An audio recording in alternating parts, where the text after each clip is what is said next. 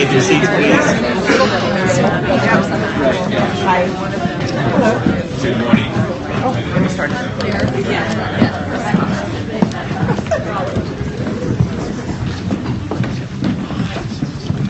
Good morning, everyone. Good morning. It's great to see you all here today. My name is Arthur Espinoza. I'm the Executive Director of the DC Commission on the Arts and Humanities. And I am so thankful to see you all today here to join in this very relevant conversation in today's time. We need more. Looking not only at the research and the findings and the value and the positive benefits of arts education, we need more. Do you agree? Yeah. Do you agree? Yeah. And also feeling hopeful about how the arts and humanities can unite us as a community. We need more. Yes? Agreed? Yeah. All right. We at the Commission know this, and we appreciate that many of you know this. I want to take just a second and tell you a little bit about a funny experience that I had, pointing to one of my own arts experiences in my early school years in small rural Colorado. I blame that incident for setting the course of my career, but I happened to be involved in the school play in grade school. Any others involved in school plays here? Yes. Well, my role was to be a part of this play, and my costume was a black sandwiched board book-looking thing, because we were talking about the value of the library. So it was instructional, right? But I got to play Mr. Dictionary, which was the coveted role, right? And as Mr. Dictionary, I thought I had all the answers. And I made several lines and talked about all the things that were so important. And I felt very smart. Today, I don't feel that way so much, because I'm here among all of you who are very smart about the work that we're here to talk about the value of arts education, about how the field is changing, and about how we can do more, because we want more, yes? Yeah. Yes. I want to thank everyone who's been involved in putting this program together, and I do hope that this will be a rich and vibrant conversation for all of us. We have many experts joining us here today to talk about their work. We know that many of you are involved in this work, and we all hope that through this experience that we have together, we'll all be much smarter coming out of it. I want to thank Mayor Muriel Bowser for her work in supporting the arts and humanities in the District of Columbia. Please join me in giving her a round of applause.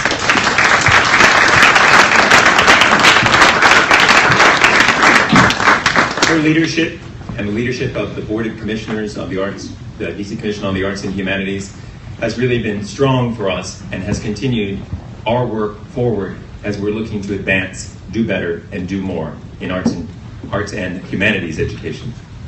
So I want to also introduce the chair of the DC Commission on the Arts and Humanities. Please welcome Chair Kay Kendall.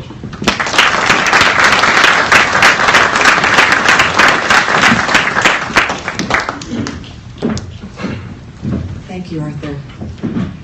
I'm so glad to see everyone here today. I'd like to thank everyone at Shakespeare Theater for allowing us to be here in this beautiful space and very accommodating. And I also want to give a real shout out to the staff who worked so hard to put this physically together, and there was a lot of work behind the scenes. And I want to acknowledge Elvie Moore, a fellow commissioner who's here today. Elvie, will you just raise your hand so everyone can see you in case they want to talk to you later.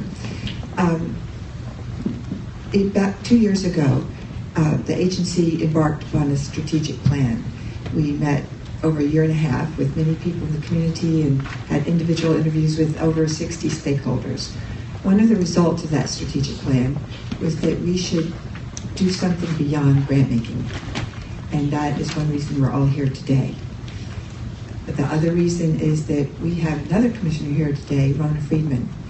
And Rona has been on the commission for many years, and she has championed arts ed the entire time. That has really been her focus. So she's been out in the community, she's met many of you, she has heard of the rest, and she really is the impetus behind this meeting today. She really has worked very hard. This was her vision, and she has brought us the best of the best. I want to turn it over to her, but I want to acknowledge the incredible vision she's had. Thank you, Robin.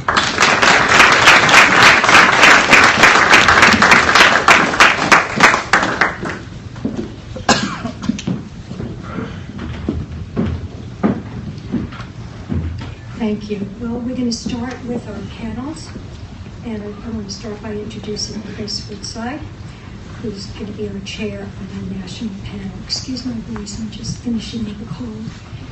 Chris is the Deputy Executive Director of the National Association for Music Education. He's the head of the association's advocacy, policy, and constituency engagement. Chris oversees all issues related to the development and implementation of the association's advocacy and public affair agendas. He serves as the association's primary lobbying presence on Capitol Hill. Good luck with that now. And as well as the facilitator for its music education policy roundtable. Previously, Chris served as policy coordinator for the Society for the Psychological Study of Social Issues. When Chris first started working at the Music Association, he served as their Director of Government Relations and Outreach. Chris was also a legislative aide to Representative Chris Van Hollen from Maryland's 8th District. Please welcome Chris to moderate our national panel, and he will introduce our panelists on his panel. Thank you.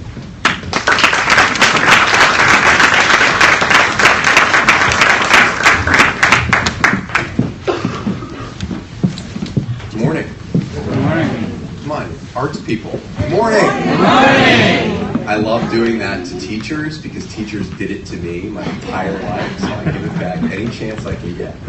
I'm very pleased to be here this morning. I really appreciate the invitation and have been delighted to meet a few of you already. Hope to, between myself and my colleague who will be helping out in the afternoon, his name is Tushar Swain, meet a lot more people and build some relationships today, which is a big part of what this is about. It's very appropriate that we have a conversation about national trends in arts education to start today because there's been a lot going on nationally in the past week or so. So we'll try to put a very positive, uplifting spin on that and send us all back out into the world feeling good about ourselves and the work that we do. Before I talk briefly about myself, I'd just like to invite my fellow panelists up. And then I'll give a little bit of background about them, and they'll have an opportunity to speak for themselves very shortly. So alphabetically, if they're all here, if Dr. Ashley Baer is here, if she could join us on the stage. Thank you. Dennis Inholzer.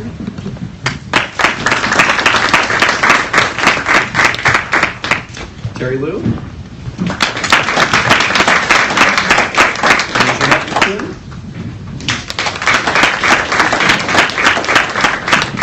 Good morning, everyone. So I'm going to start with Dr. Baer. Dr. Baer is a program officer with the Board on Higher Education and Workforce at the National Academies of Sciences, Engineering, and Medicine. In this capacity, Dr. Baer manages a portfolio of projects dealing with critical issues in higher ed. She is currently the study director for National Academies Consensus Study, tasked with examining the evidence behind the assertion that programs that mutually integrate the humanities and arts with science, technology, engineering, math, and medicine lead to improved educational and career outcomes for students.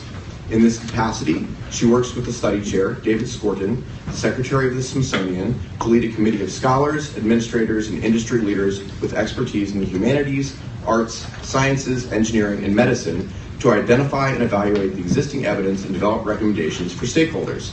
Dr. Baer also works with the National Academies Committee on Women in Science, Engineering, and Medicine on projects related to improving the retention, participation, and advancement of women in scientific, engineering, and medical careers. Before coming to the academies, Dr. Baer worked for the National Science Foundation's Division of Biological Infrastructure in the Directorate for Biological Sciences, where she managed a portfolio of mid-scale investments in scientific infrastructure and led analysis of the impact of NSF funding on the career trajectories of postdoc researchers.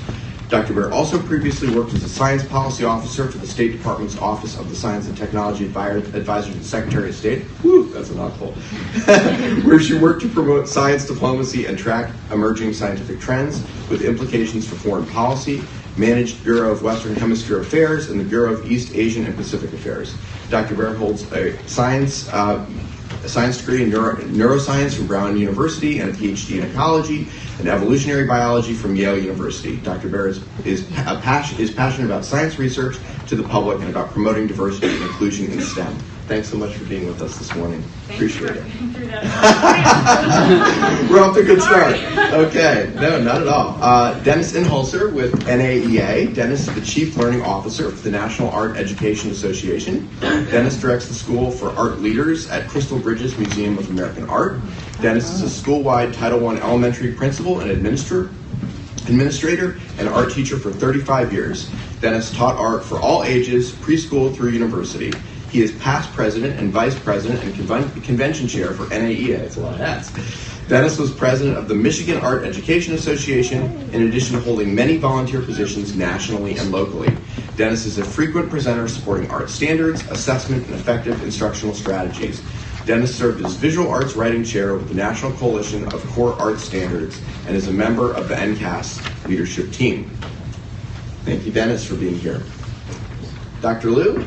Dr. Liu served the National Endowment for the Arts as folk and traditional arts specialist from 1990 to 1996 and as arts education specialist from 2000 to the present. He will be retiring at the end of the year. Oh, thank you for your service. During the 3-year period between 1996 and 1999, when he was not employed by the NEA, Terry worked in a local arts agency in Southern California, served on over 20 grant panels from New Jersey to California, gave free grant writing workshops and pro bono assistance to small organizations seeking public and private support, and submitted applications that resulted in hundreds of thousands of grant dollars awarded to folk and traditional arts programs and projects in Southern California.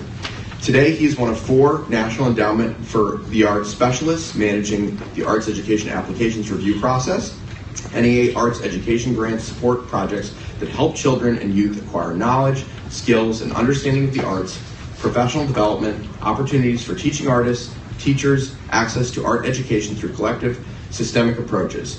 Projects may take place in school-based or community-based settings. And Terry's role has been to manage the review processes of professional development and collective impact project proposals. Dr. Liu was a violin major in college, earned graduate degrees in ethnomusicology, is an avid mariachi violinist and rock bass player.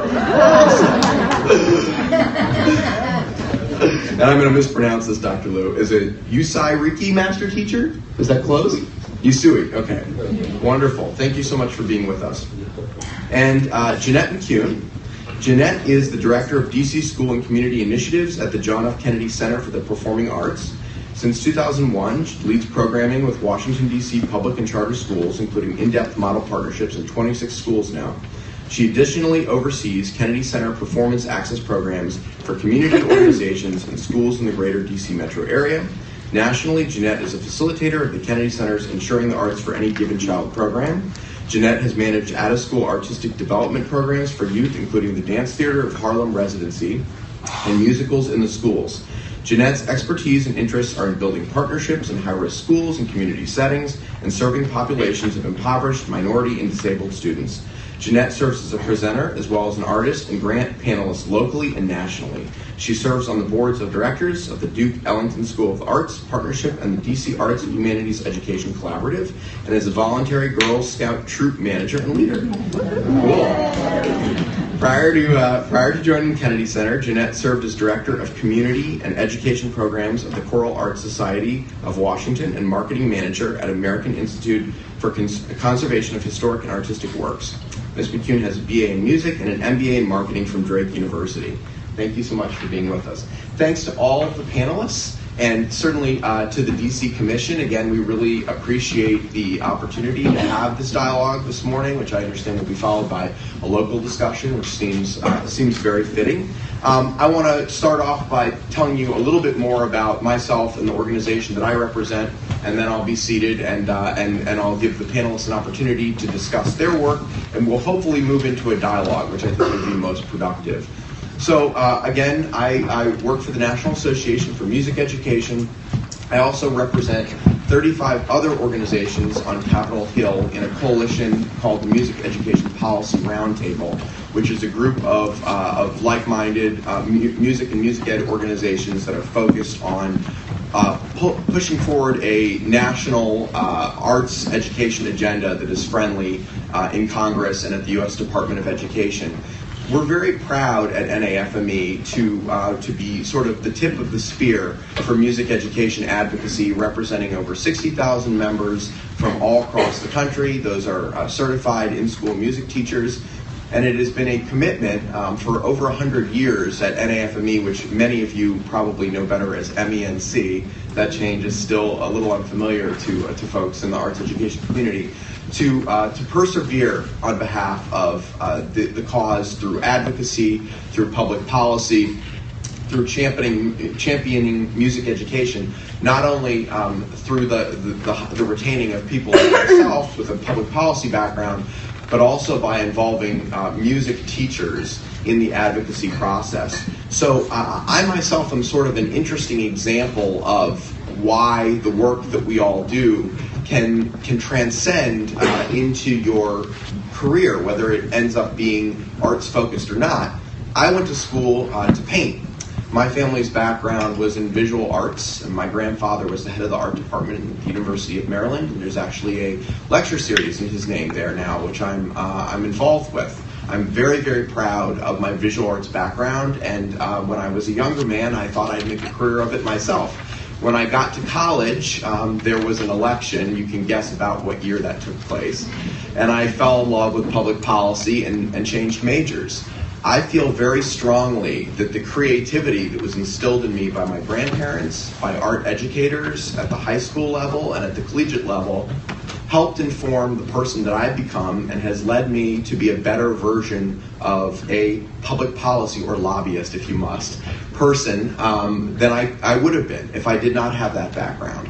So while I certainly miss painting on a day-to-day basis, I feel that it has shaped me as an adult in a different career now, and I have a very, very strong passion for music and arts education as a whole, because I've seen the positive impact that it had not only on myself, but on family members, on friends, and certainly on the students of 60,000 plus teachers from all across the country.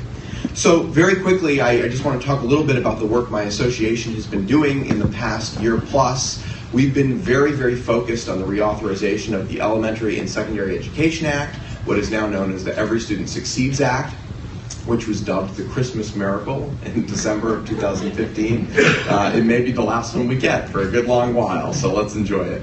It was a truly bipartisan education bill passed through Congress at the end of the year, championed by Help Chairman Lamar Alexander of Tennessee and Ranking Member Patty Murray of Washington State. And as many of you are probably aware, it is a bill that sends a great deal of responsibility and authority in education back down to the state level. What it does, however, in addition to that, is it contains numerous provisions that are very beneficial to music and arts education.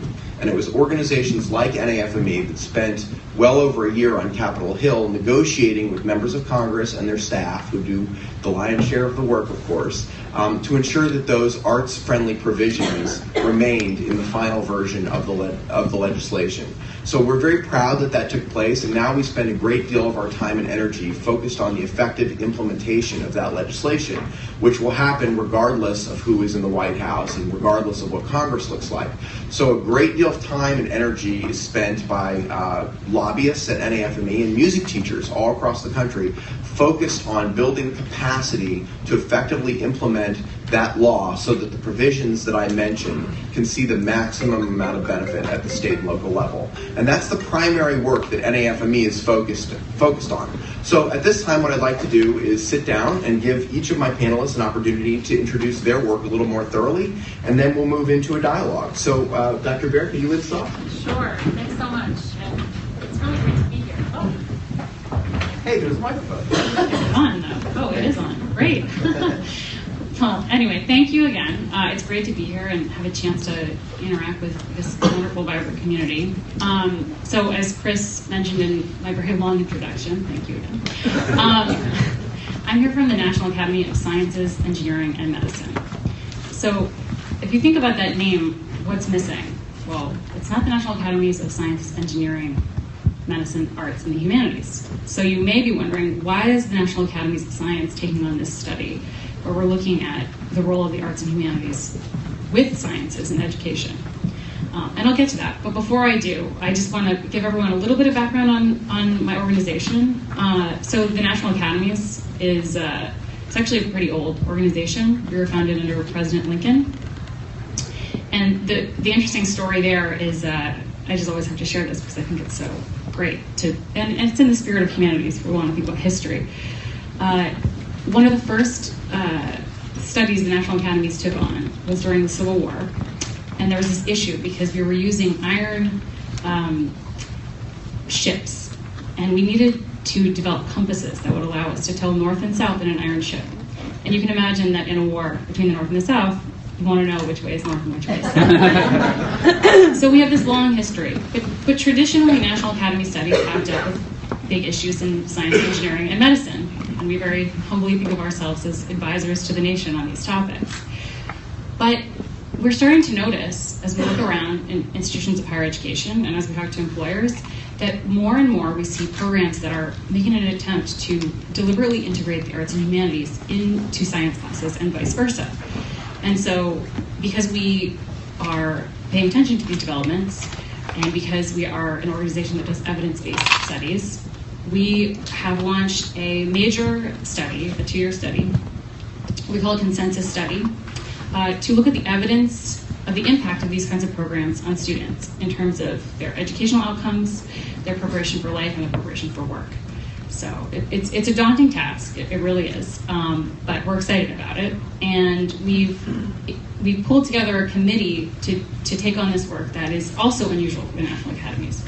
So typically our committees will have scientists on them, engineers, physicians, and we think, oh wow, this is a really diverse committee. But in this case, we have historians and philosophers and artists, and we feel like we really need those perspectives in order to tackle this. So I have to say that we're in the early stages of this study, so I don't have answers for you yet, but I do have questions, and I can share these questions with you, and I hope that you all will help us to answer some of these questions. So first, let me ask, by a show of hands, how many people think that integrating the humanities and arts with the sciences has value in an educational setting? Okay, I'm surprised. How many people have evidence, either they have evidence themselves or they can point to evidence of the impact of these types of programs on students? Okay, please find me after the panel. No, but seriously, we're leaving no stone unturned. We're looking for any evidence that we can find of the impact of these kinds of programs on students. And so I can tell you about some of the questions that were being asked in the context of this study. So some questions include, we know that employers are telling us that, in many cases, that the way that we're preparing students in higher education is not preparing them for work.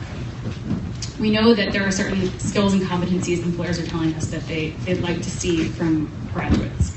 Things like communication skills, ability to work in teams, empathy, tolerance of ambiguity. And we're getting the sense that a purely technical preparation in higher education isn't necessarily imbuing the students and the recent graduates with all of these skills. So there's this embedded question about whether or not we need to bring the arts and humanities together with STEM to get at these sorts of skills.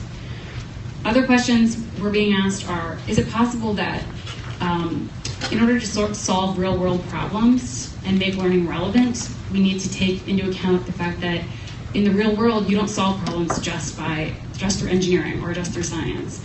You have to consider the social, political, ethical, visual, creative aspects of a problem.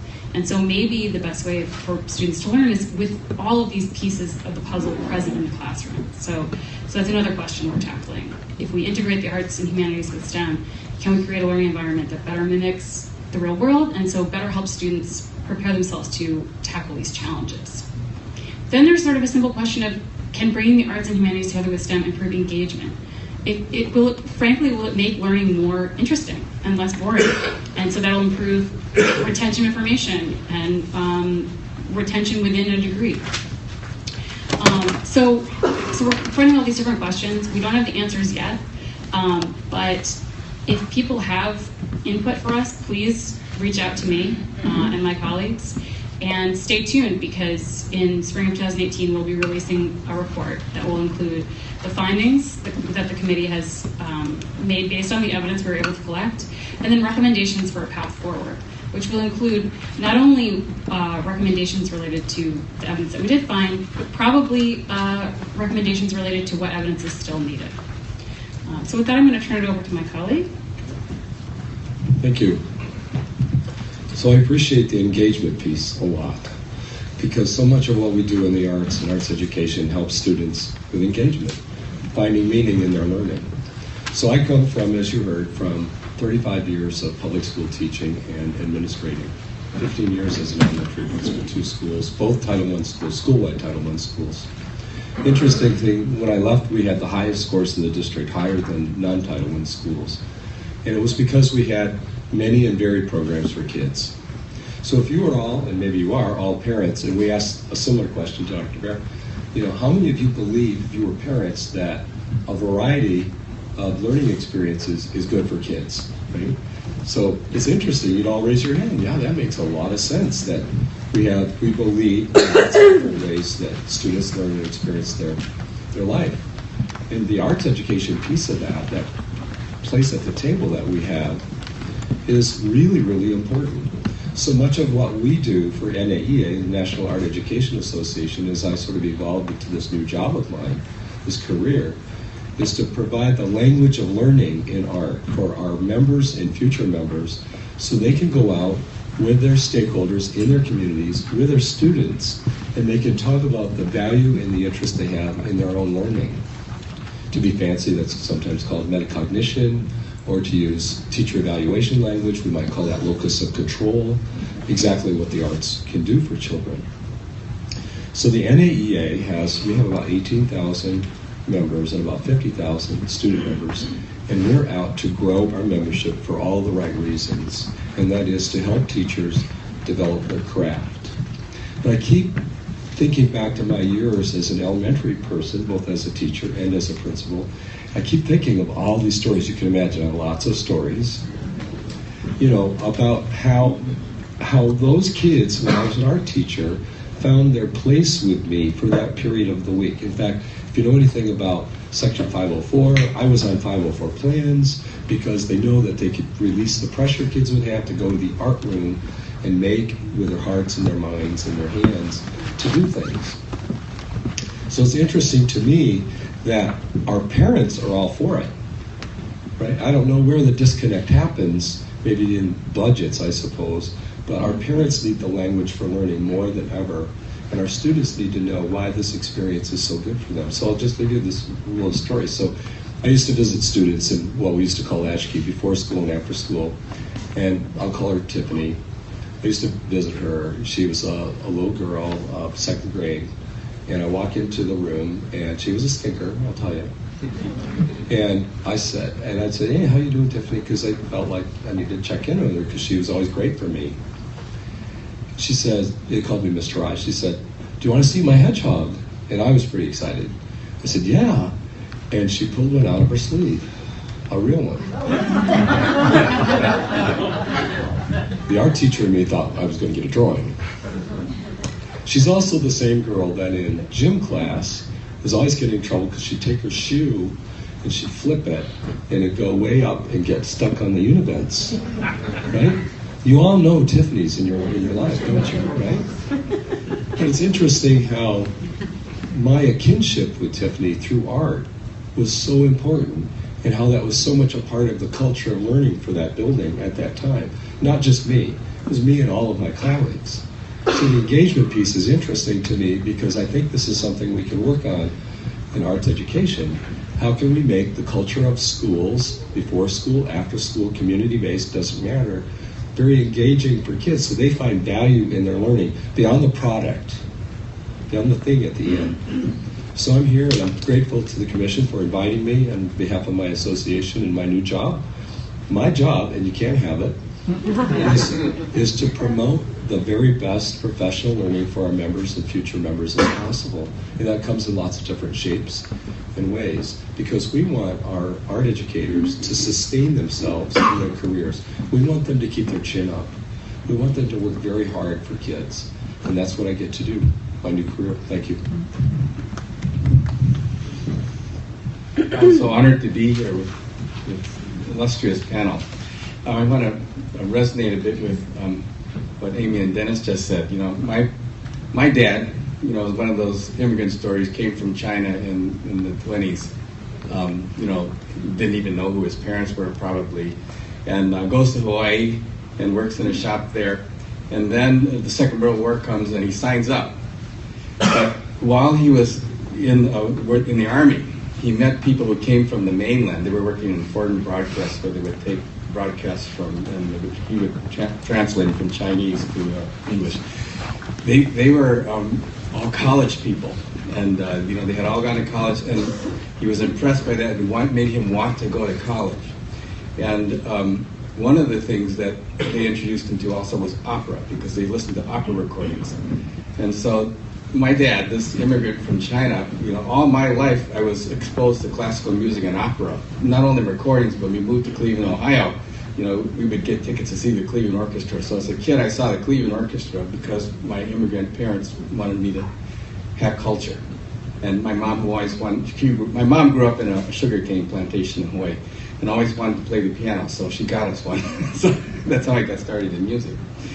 And my dad, you know, he did go to college and became a nuclear physicist. But you know, there's so many scientists that I've encountered throughout the years, you know, that like in Kent State University, the chemistry professor, he had a quartet on the side. You know, we would get together and read music. I was a violinist, so I went over and played with the quartet.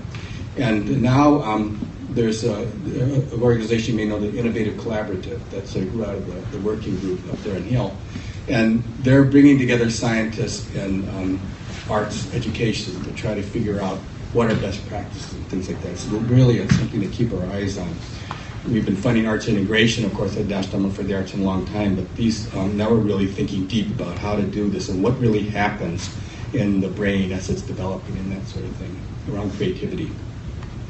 It went by kind of quick, so I'll go back again about the 3 grant types that the arts education grants, the National Endowment for the Arts, you know, within the larger context, National Endowment for the Arts.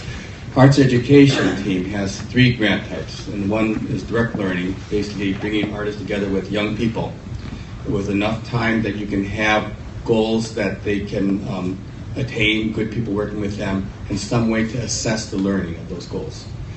We then have professional development, which to help, you know, going out from the concentric circle with kids in the center. Teachers, teaching artists, classroom teachers, principals, administrators to help do what they do around arts education better, so professional development.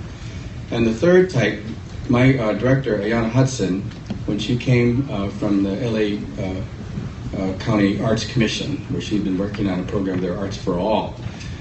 You know, we'd been working on the phone before she came, and there just was no way to fit what she was trying to do in either direct learning or professional development. And so we had our strategic plan meeting, and we came out with the need for a 3rd grant type, which is called collective impact.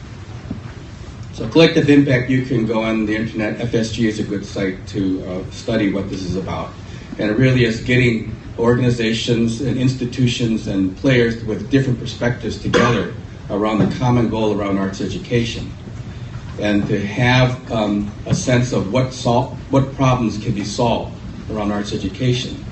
And in collective impact projects, what we're funding is to help them work together, to communicate together, to usually come up with some clear goals that they can work together, a sense of what each person's role is and what each institution's mission and how they can contribute.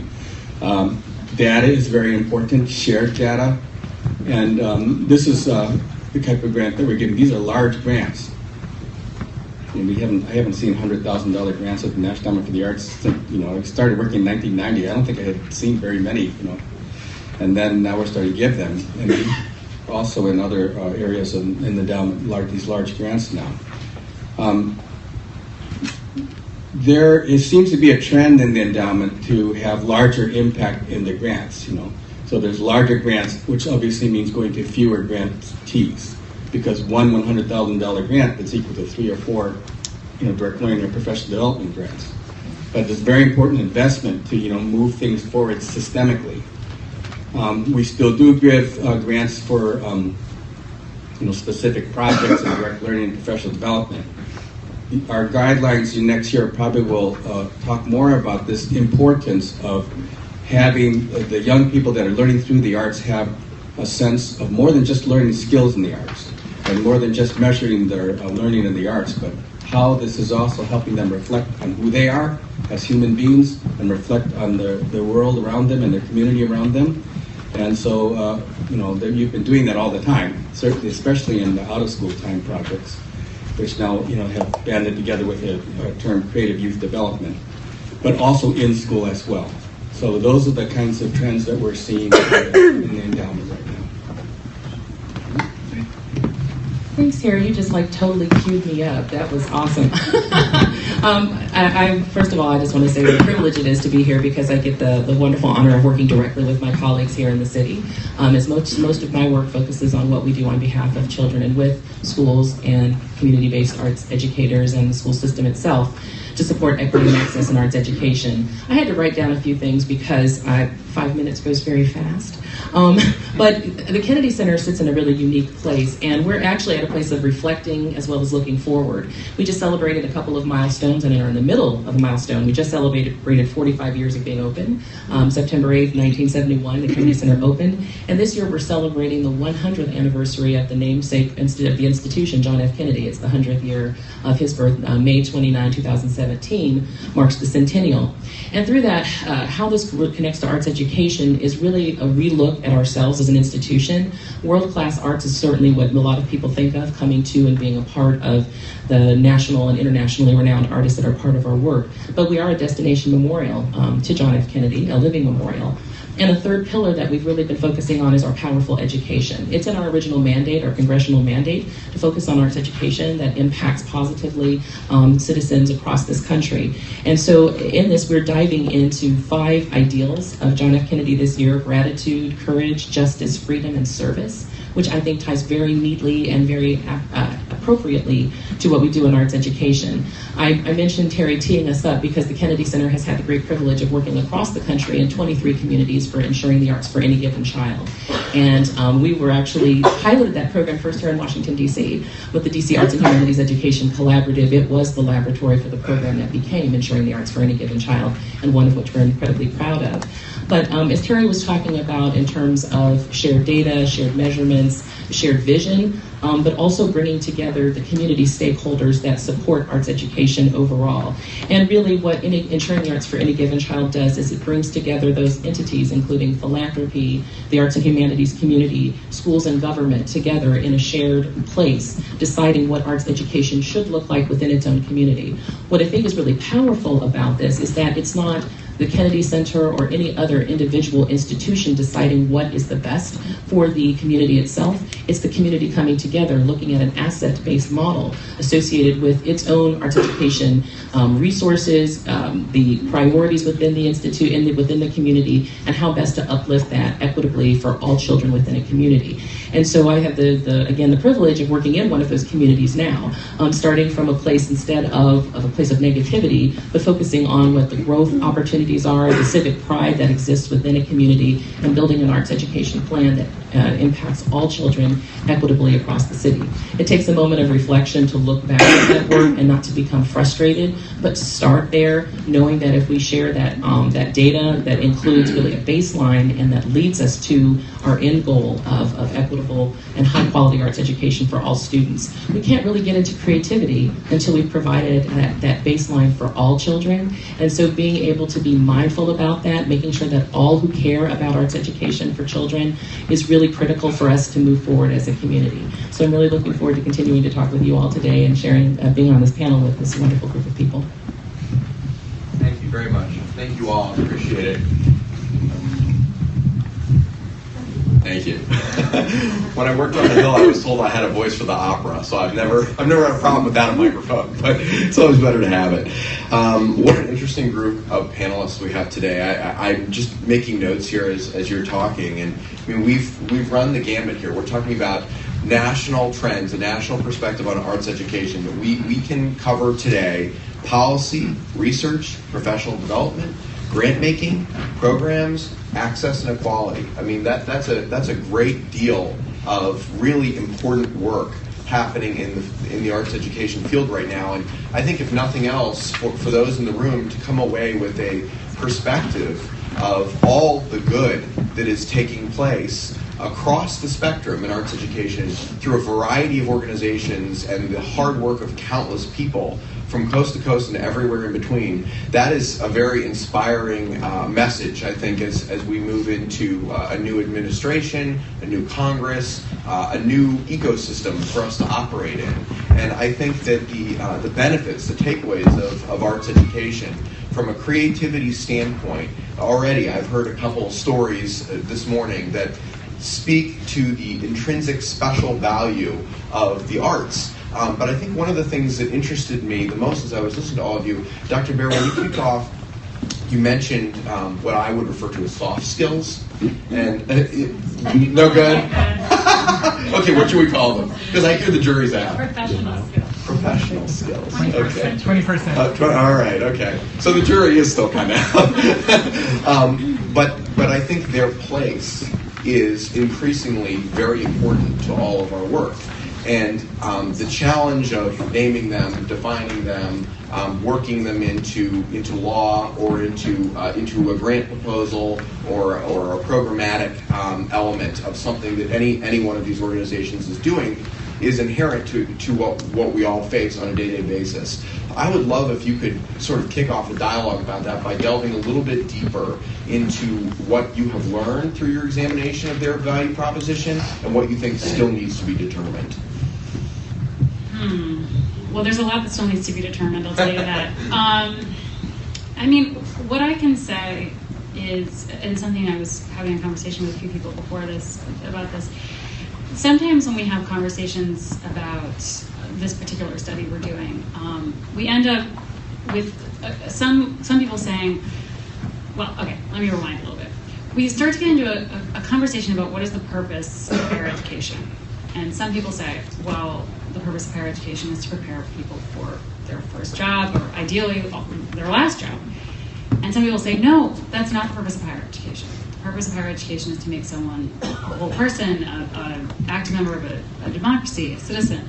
And I think we subscribe to all of the above. And inherent in this conversation, there sort of comes this idea of, well, I don't want to talk about this study in the context of these professional skills or 21st century skills. Higher education, that it's a more laudable goal.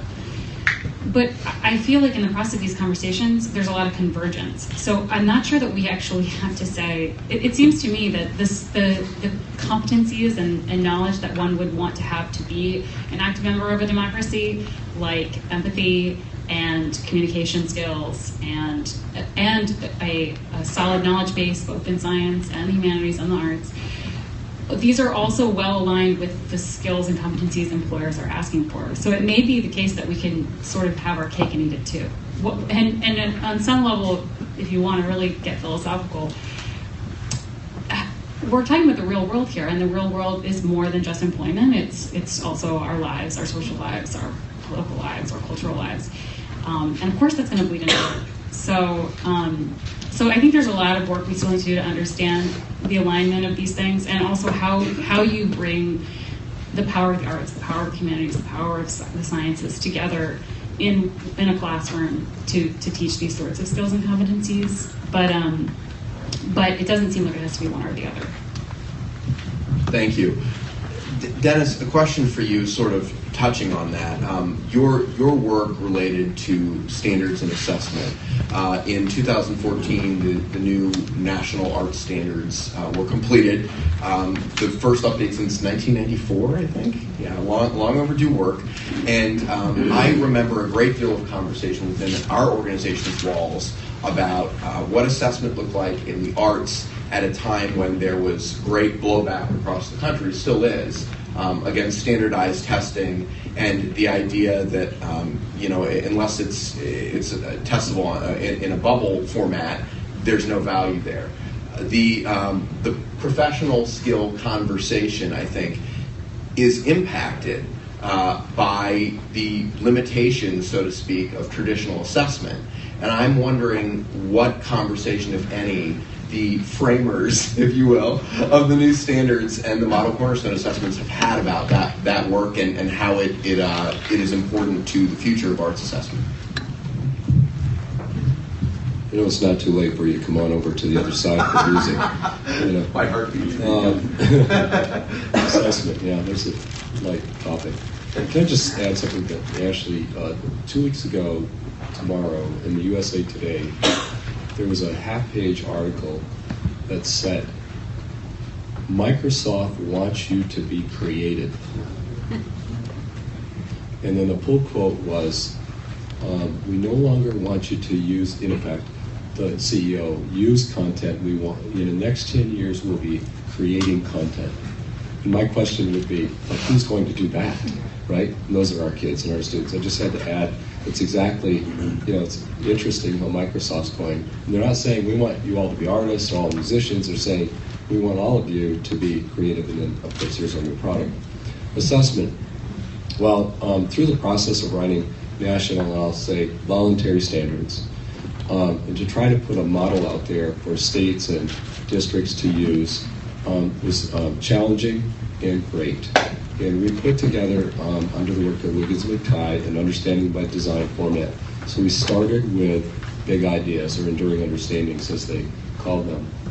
And we actually had Jay McTighe with us. It was helpful that his wife's an art teacher, and both of his daughters are. So it was great. So he helped us. But we really tried to start with really big ideas, right? But at the same time, politically, as you know, there was greater emphasis on demonstrating learning for all teachers for lots of reasons, legislatively and otherwise. How are all teachers going to demonstrate learning in the classroom? So that's done through assessments, and often, unfortunately, done through high-stakes assessments.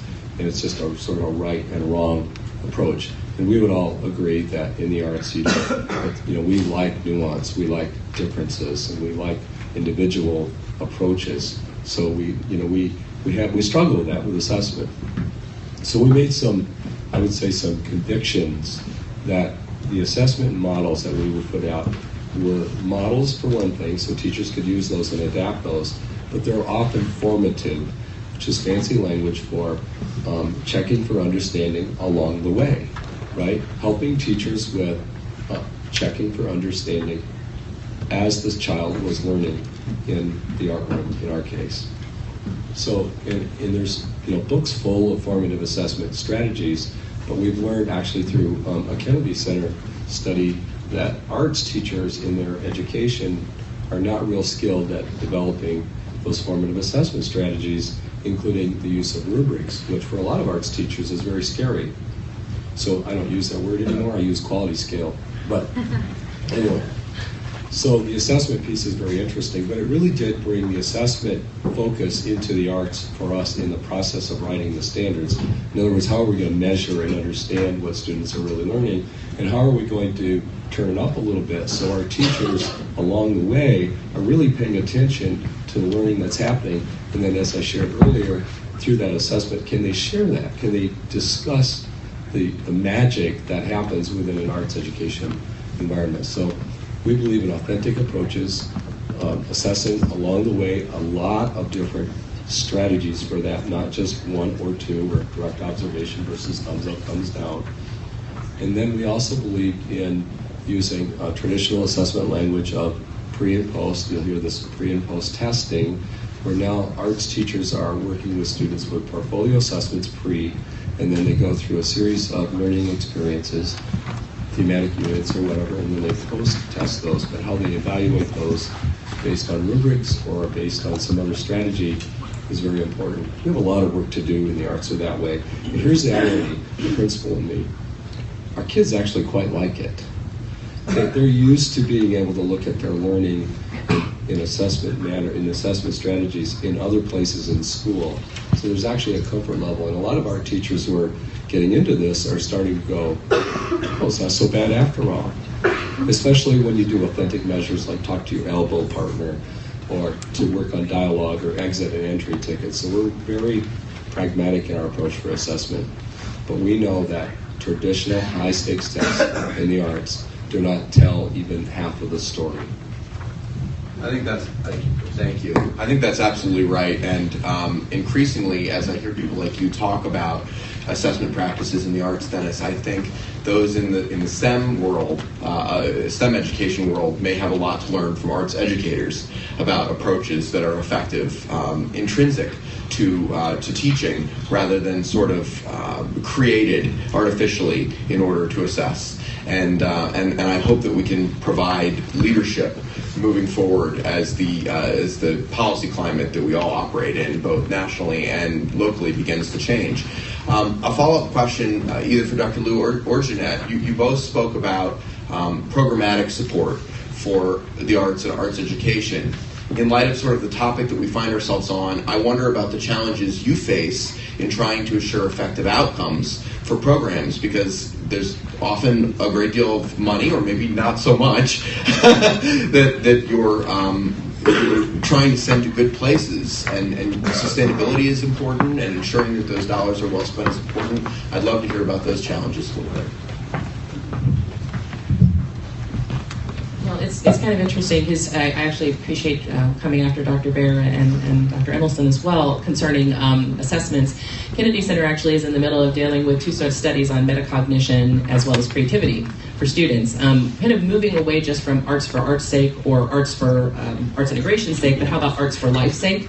Not soft skills, but non-academic outcomes are certainly something we need to think about. Classrooms are communities, and we are part of communities, and we're trying to think about what is the role of being a citizen within a community, and those non-academic skills are absolutely something we want to think about. We want our students to learn and consider what their thinking process is, how do they learn best, how can we help to support them both with general assessments, but more of a portfolio-based model. So thinking about the metacognition as well as the creativity measures and how that impacts students in society and as part of a community is something that we are very interested in. So it's changing the story a little bit about, rather than outcomes that others might decide for us, but that we're coming up together with our educational partners as well as our different communities. Those measures are things that we want to and plan to share on a national level, but we're piloting here, again, locally first within our own laboratory, that is the Washington, D.C. community, which is really important to us, being able to work collectively. So I think being mindful about coming up with programming outcomes that relate to employment, about being a good citizen, that relate to being part of a strong community and supporting community outcomes is really a place that we have an opportunity to share those experiences and within our other communities. So it does help with our programmatic outcomes. You took care of it, Jeanette. Thank you. One of the other areas that I wanted to touch on is the importance of stakeholders in arts education.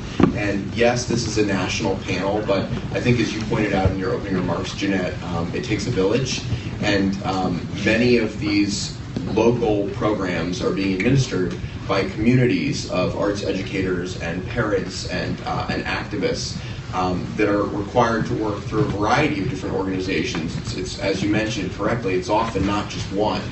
I would love to hear a little bit about the work that different organizations are doing to ensure that national programs of national scale can be in fact scaled appropriately, right-sized at a grassroots level. So, Dennis, is there work that NAEA is doing in that regard you can speak to? Yeah, just an example. We are into leadership development, where arts education practitioners from all kinds of places, not just classroom arts teachers, we believe in the craft of storytelling, right? we believe that we can help our members with spreading the good word to stakeholders through telling really good stories, and that takes training and support. And by that, this sort of curriculum we're building, we're doing some leader development and train the trainer kinds of things, and through our regions, this curriculum for storytelling will disseminate throughout the country. So that's just an example. I just want to take a moment, because I think it's important to acknowledge in the case of the National Academy study that the study is made possible by the support of the National Endowment for the Humanities, the National Endowment for the Arts, and the Mellon Foundation. So it kind of represents this partnership at a national level. But I also want to take this opportunity in terms of reaching out to groups of stakeholders. What we're doing right now, what I'm speaking to you right now is part of how we are engaging with different communities, because we want communities that are excited about this work and interested in this work, who can be empowered by this work, to know that it's going on, and to know that in the spring of 2018 there will be a report and it will be freely available to the public. So that's just sort of a public service announcement, but I wanted to make sure I got that in. I appreciate that very much, and actually a follow-up question for you was going to be, where does this research go once it's published? So that it will be free. Excellent. All of our reports are free. That's wonderful. And I guess, so follow-up question for you, Dr. Baer, would be, as you go about your work, do you have regular engagements with stakeholders, like the people in this room, about what else is necessary, other areas that the field needs to explore? Yes, that's absolutely critical to what we do. And in fact, so at this point in our process, we've had 2 meetings. We'll have another meeting in February 8th and 9th. It'll be here in DC. And it is open to the public. So we encourage all of you to come attend the open sessions, because not only do we want you to know about what we're doing, what we're thinking about, the conversations the committee is having, and who's coming to speak to the committee, but we want you to be part of those conversations too. Thank you very much. Yes, Terry. On the subject of partnership and leadership, so the National Endowment for the Arts, our primary mission is to give grants. But in arts education, we also have a very strong aspect in our strategic plan around leadership. And we primarily do that through, well, first of all, National Endowment for the Arts has state arts agencies like the Peace Commission all across the country. And usually, almost all of them have an arts education manager. So the arts education team at the NEA has strong relationships with the arts education managers around the country. And then we also formed the Arts Education Partnership with the United States Department of Education, and at that time the Council of Chief State School Officers, to provide national leadership. An organization becomes essentially the Arts Education Service Agency at the national level, clearinghouse for information, and those sorts of things. The Arts Education Partnership has now moved over to Denver, Colorado, with the Education Commission on the States, but still has the same mission. And there's also another organization which works with our counterparts in the state education agencies. It's the State Education Agencies Directors of Arts Education, known by its acronym CDA. And these people working in these their state departments of education have a similar problem, trying to make their whole overall organization statewide mission understand the importance of arts education. And so they have they also have their own network, and all these organizations, these national service entities work together. I didn't want to lose your point about connecting those that care about arts education but aren't necessarily always in the arts education landscape. The nation is made up of a collective number of local areas, and things need to ultimately be relevant to what's happening within its own community. What I've really found interesting about participating in something that brings these different sectors together, the philanthropy community, the business community, the arts education community, and the school-based community, is that people are coming together around how they want to help solve a problem supporting arts education as something that meets a threshold of having great citizens and being an attractive place that people want to be. Coming around that seems much easier when we've decided that if you're building, I'll just give my place in Mississippi, I'll give them a shout out.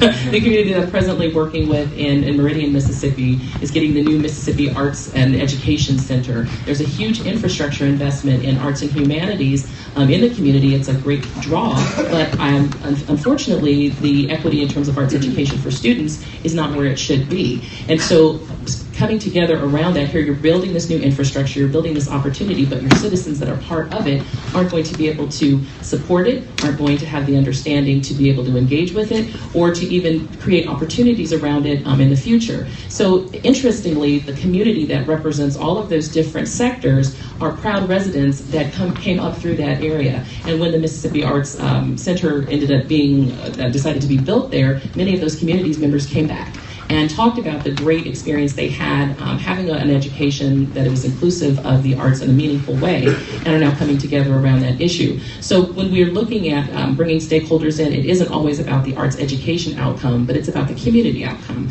and being able to have that dialogue around what do we see as being a great city, a great state, a great nation, but what are the conditions that we need around that. So a catalyst that brings together those stakeholders is really critical in order to help change that national landscape.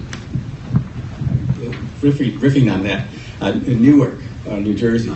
So one of our collective impact projects is in Newark through the Newark Arts Council, but for this Newark Arts Roundtable, where it organically came around, that they recognized that with the school district and all the stakeholders realized the need of working together.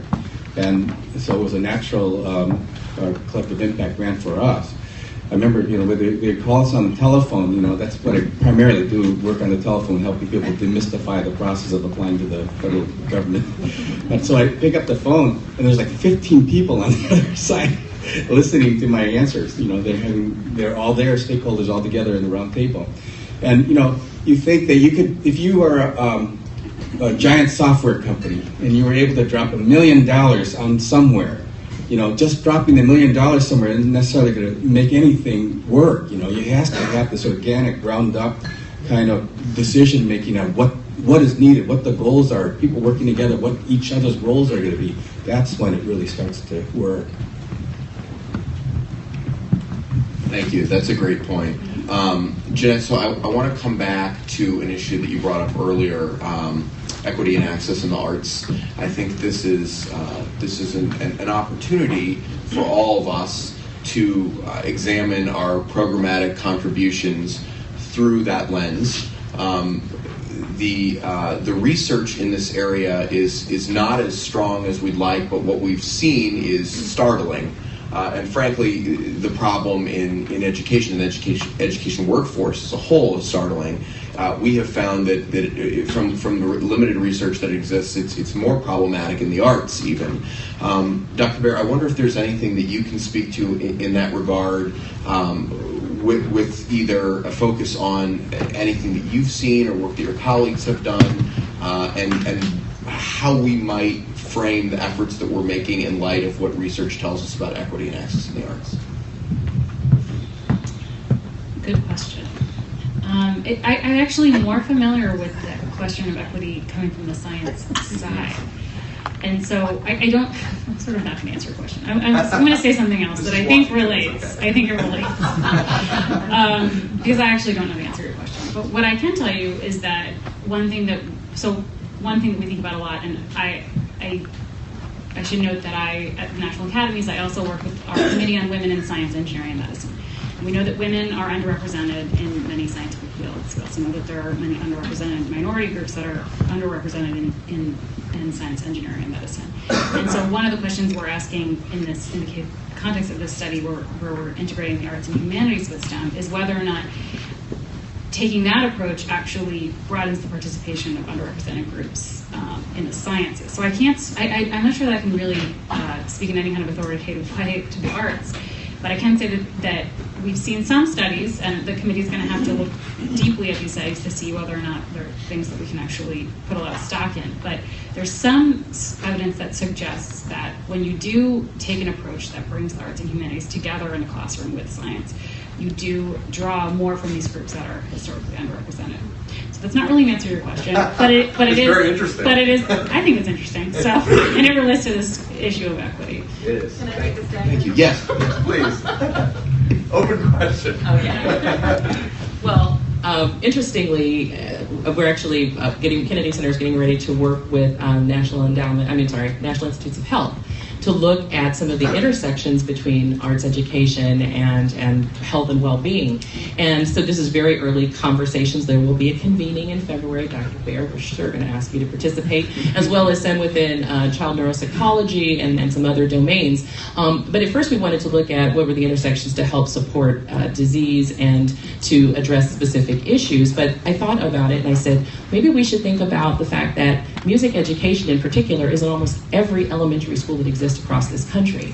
We have a value proposition that's already there. Somebody's decided that it's important for children in a democracy to receive music and visual art education in almost every school. So maybe we should be looking at and investigating what the role is in terms of music education and art education for overall wellness, for overall development of these human characteristics of empathy and collaboration, the 21st century skills that we're talking about. So we're excited to be working directly with those in the scientific community to look at what some of those outcomes are. And we're thinking about it in three strands. One, in terms of childhood development and how music education, in this case, we're focusing there. Renee Fleming is our advocate as one of our artistic advisors at large. So we're looking at specifically through the music lens. So we're looking at that strand of childhood and development. We're looking at engagement at the adult level and how it can help to sustain you. And then looking at the later stages in life when there's often disease and there's often degeneration of mind function, and so looking at the impact in those ways. So we're really excited to be working collaboratively with the scientific community to start investigating this. It'll be a process, but again, looking from a wellness standpoint and an overall lifelong learning and a lifelong collection of the mind and the body is something that we really want to look towards. There's also other programs like U.S. Department of Education's Turnaround Schools, and then President's Commission's Turnaround Schools through the arts. And Promised Neighborhoods is another example or Promised Zones and Promised Neighborhoods where there's a tremendous amount of investment of federal dollars to help communities. And we're finding, arts education beginning to come up in some of these areas as well.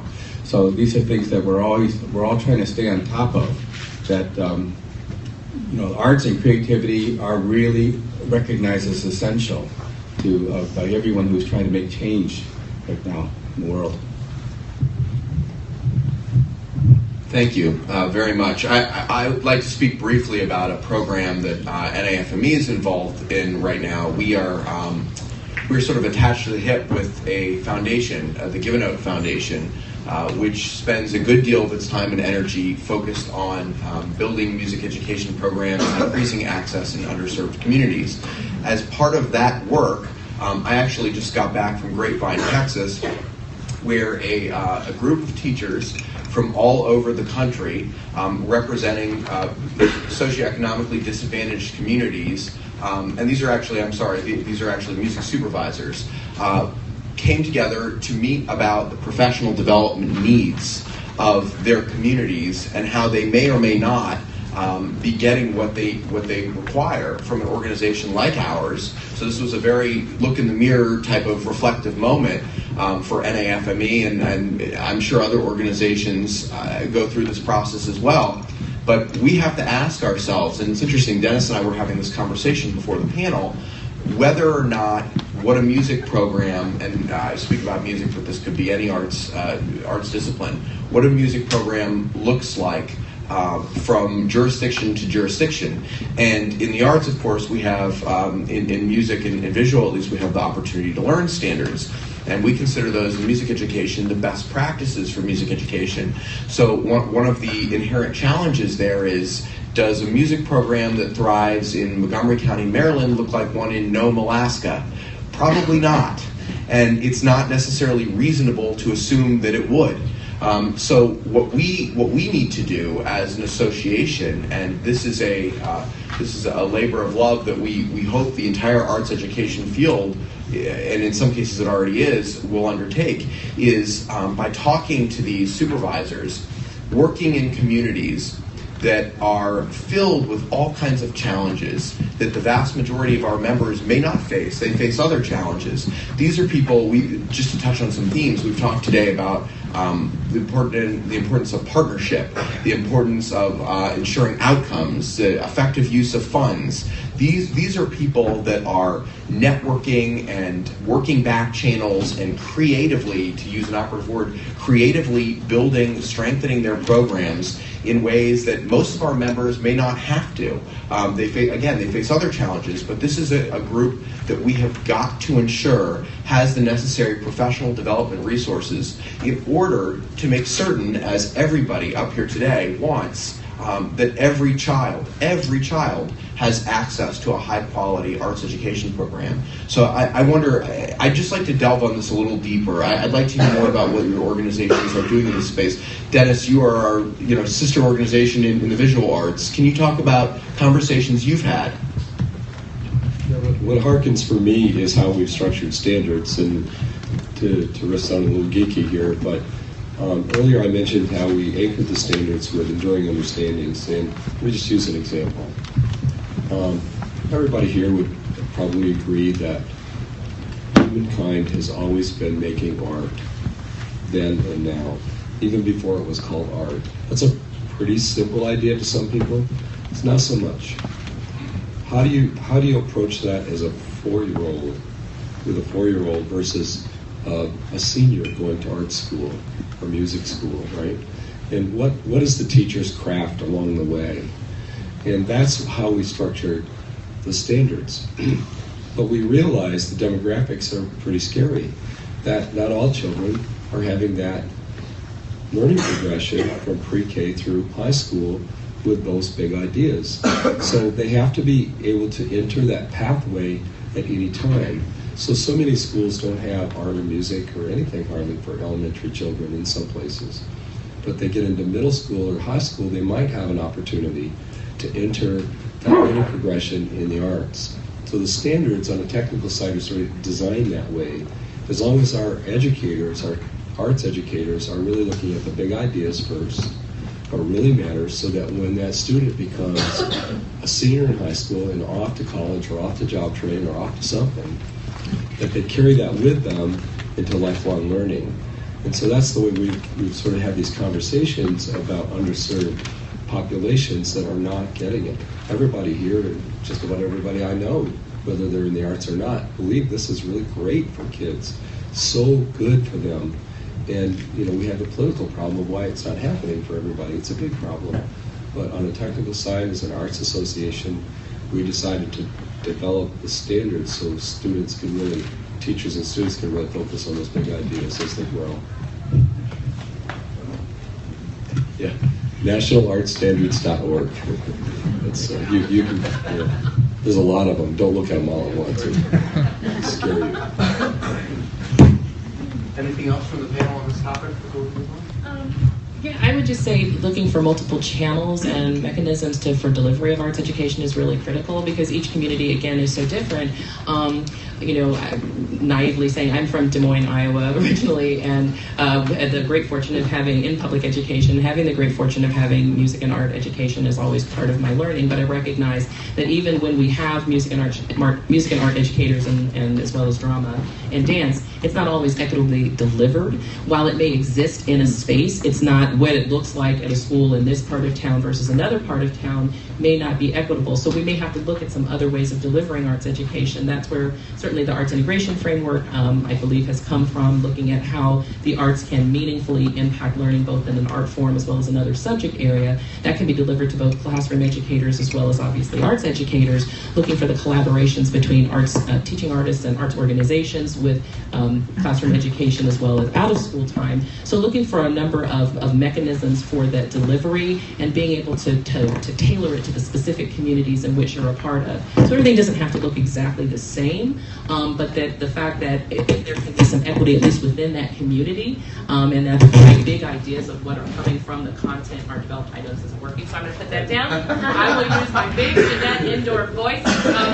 But I think the big picture is that every community really needs to, again, come up with the sensibilities associated with equity and access within that community, aligned with the resources and assets that are there.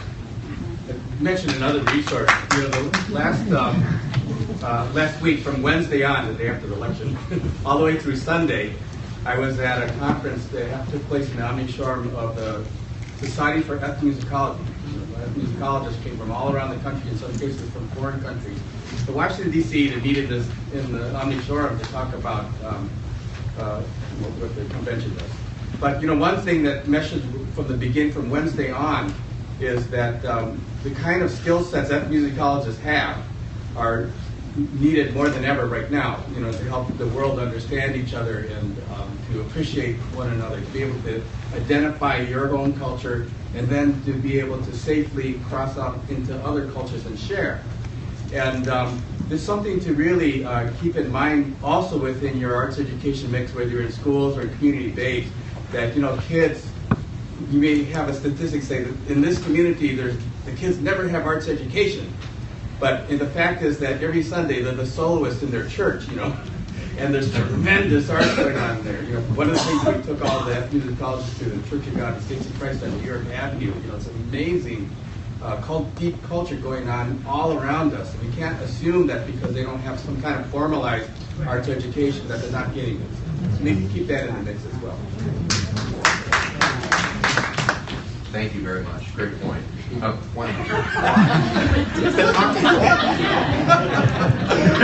just not helping anyone. All right, so I'd like to talk about a subject near and dear to my heart, which is public policy, which does impact a lot of the work that several of us on the stage do. And as I mentioned at the top of the panel, the Every Student Succeeds Act passed in December of 2015 and is right now in the process of being implemented all across the country. And there are various timelines associated with different provisions in the law based on how some of the regulations are coming out of the U.S. Department of Education, some of the funding issues that Congress is dealing with, and now, of course, the transition to an administration and a new Congress, and also just the reality that the phasing out of No Child Left Behind is a complicated process. So, in light of the great panel that we have and the possible input that I might be able to get on this question, I wanted to go down a different road, which is the value proposition of research in informing the development of a needs assessment or making a case to Congress for increased support for the arts. These are challenges that arts advocates face every day. And in one of my previous lives, I worked for an association where my primary job was to work with researchers to try to distill a dissertation into a fact sheet, which is an enormous challenge. But they were willing participants, believe it or not, in this process, which is a wonderful thing when you can find it. And as I mentioned, there are several provisions of the new law, including one, and this is what made me think of your work, Dr. Baer, focused on the migration from STEM to STEAM, and of course the combination of the arts with the STEM subjects. I would love to hear any advice that you'd be comfortable giving to those in the room about an appropriate use of what research says, either now or when you complete your work, with members of Congress or other audiences, and just sort of what you would recommend in making sure that you're being accurate and yet utilizing the research in a social justice manner for the greatest possible good. That's a really tough one. It really is. It's hard, and actually, I don't have an answer right now, but I can tell you that it's something that Lydia is struggling with. Just this idea of how you measure the impact of something is fundamentally a difficult question to answer. One of our favorite quotes is, or at least one of the questions we ask ourselves is, are we facing this problem where we're valuing what we can measure instead of measuring what we can value? And are some things are easier to measure than other things. But we want to make sure that we're capturing what the real impact is. And so I don't have an answer for you, but if I could, I just want to share a personal please. Several weeks ago, the committee had a workshop in Cambridge, Massachusetts, where we heard from people who are teaching courses that integrate humanities, arts, and STEM. And we asked them, what are you doing? Why are you doing it? What impact is it having? How do you know? Why is it hard? We're thinking a lot about evidence. What's the evidence of the impact? What can you measure? And as I mentioned before, our committee is made up of this extraordinary group of people with all kinds of talents and a diversity of backgrounds.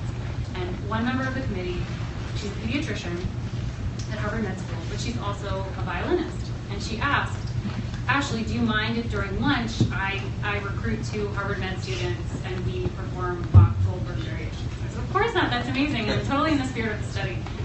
And I came away from her performance so moved and just so excited about the work we were doing. But I kept thinking to myself, if I described that performance with a graph or even in text, would I be really capturing the impact that it had on me and others in the room? And so I'm just throwing that out there as sort of a philosophical question for us all to struggle with. And how do we really communicate the impact of things that are hard to measure? I don't have the answer right now, and I hope the committee is able to come to some kind of answer to this question. But if you all have thoughts, please do feel free to share them with us, because it's tough, but it's a worthy challenge. What a lovely and yet very challenging question. Are there any thoughts on the panel before we get into questions on that? Yeah, again, the ethnomusicologists, ethnomusicologists by nature, a lot of us began in music, something, but then we start to see the larger, other disciplines, anthropology or all kinds of fields. And so in trying to put an understanding of music as a human phenomenon within the larger context of culture necessitates looking at all these different ways of looking at things and looking for evidence to be able to give credence to what you're proposing as the explanation of why human beings make music, for example. And so it is a wide way to look at things, and there's lots of models in ethnomusicology. Some of them are really too complicated, but a lot of them really do get at music as a human phenomenon, which we also transfer over in other kinds of arts in the human phenomenon. And I think that's largely what we're part of what we need to know more about that. Well said. So at this point, we have a little less than 10 minutes, and I want to make sure that I'm leaving some time for questions for our panelists. We've had a riveting conversation about a number of topics.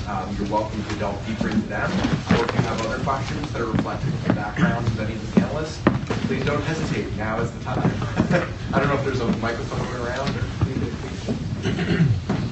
Oh, yeah. That's not a skill I learned, so if you can fix that.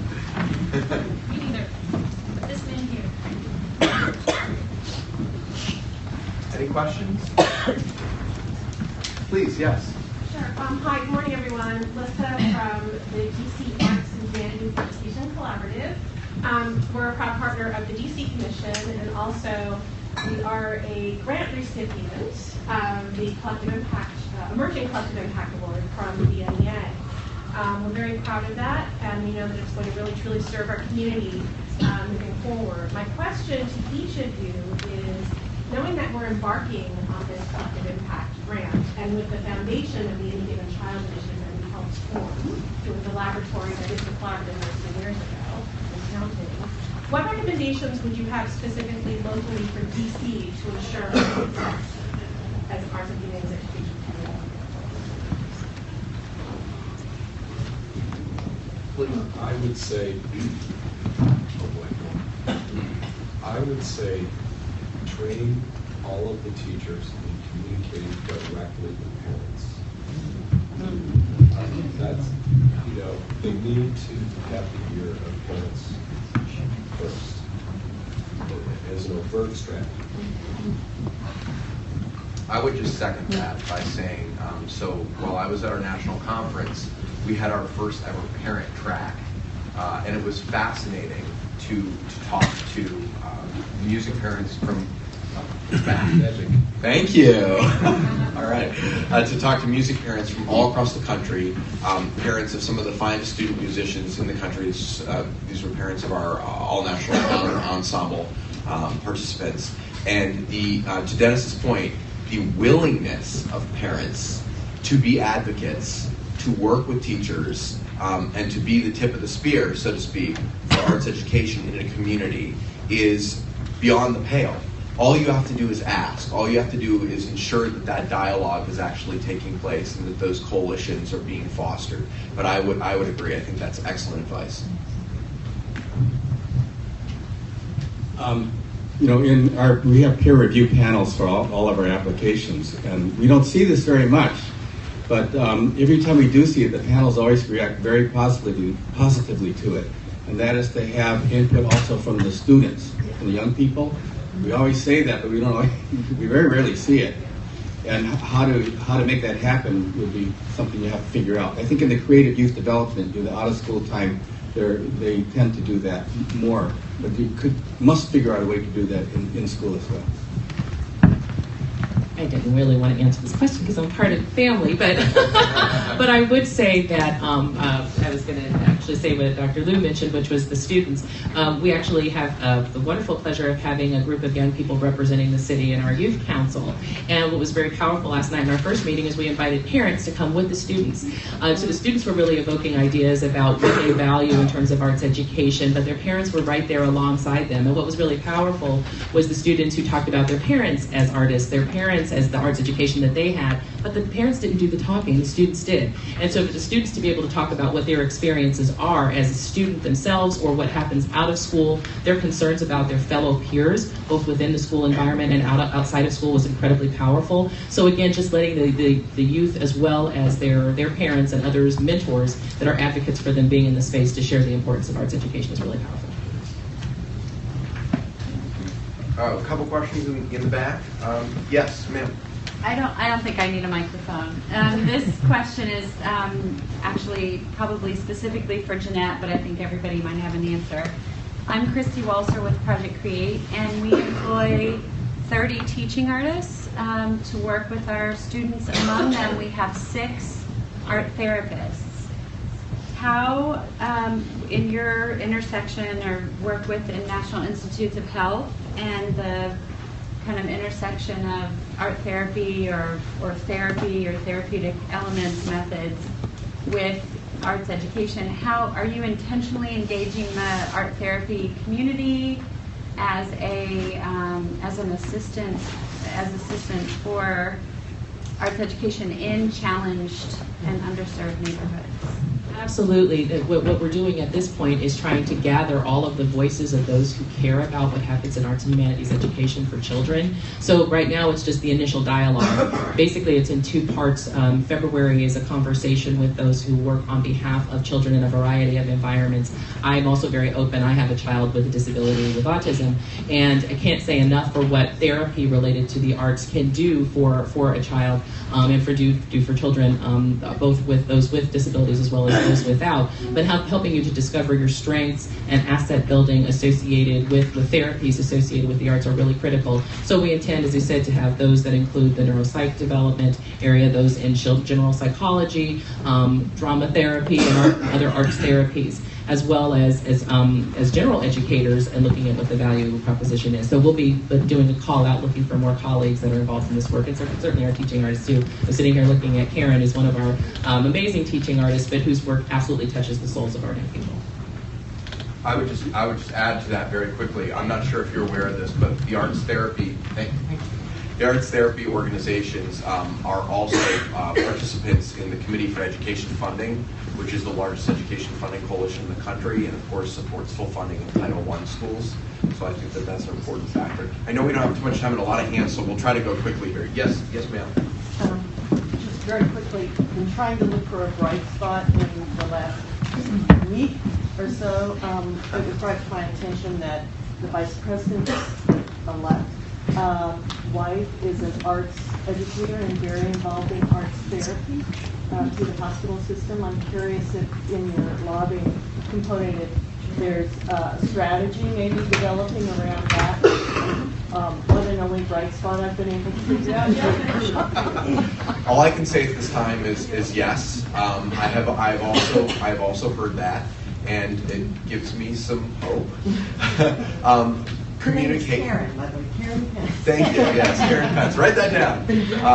Communication and relationship building, especially upon the transition of an administration or a new Congress, is incredibly important to the work we do, and should be to the work that many organizations supporting the arts are doing in Washington, D.C. and frankly all across the country in the weeks and months to come. So I would just say at this time, you look for exactly that. You look for sort of little glimmers of hope. Yes, please, sir, in the back. Hi, excuse me. JR, I am with the DC Alliance of Youth Advocates. We represent about 150 youth-serving organizations here in the district, and one of our issue areas is expanded learning. Now, as some of you might know, we're still trying to figure out what happens after the DC Trust, a main source of funding for out-of-school time programs. And one of the challenges we've had is how to codify the language of outcomes. So I was wondering, in your work with creative youth development, how kind of assessment and evaluation, it's hard to compare a creative program to an athletic program, but how do you find kind of this common ground in terms of whole child development when talking about expectations? There's the Boston Youth Boston Youth Arts Evaluation Project, which is a good one to look at in the creative youth development side. We gave a webinar you can find on the NEA website where they talked about the BEA evaluation project. But you have the goals, you have the project, you have the problems you want to solve. So your assessment and your goals should also follow what your goals are. So we're just about out of time, and I want to be respectful of the commission's schedule. I want to take this opportunity to thank my panel. You were all fantastic. Thank you so much, and thank you for your time.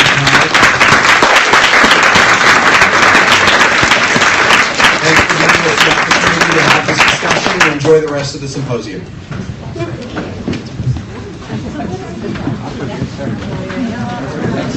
Thank you, Chris. Thank you, everyone.